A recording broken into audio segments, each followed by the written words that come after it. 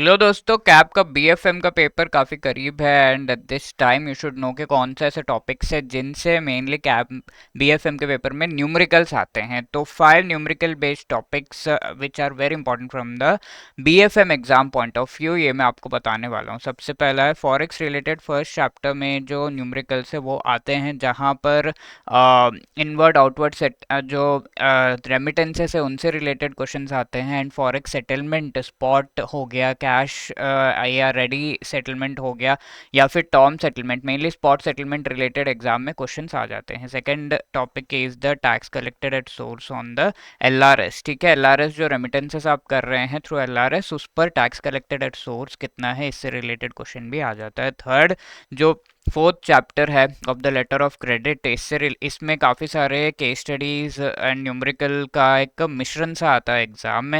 And the fourth important is a different type of risk based calculations and risk का capital calculation related numerical exam में आता है from the 13 chapter of module B. And next is module C से एक topic है that is the different kinds of derivatives. Derivatives में से questions आ जाते हैं, कुछ न्यूमेरिकल्स भी पूछ लेते हैं, तो you should be prepared for that.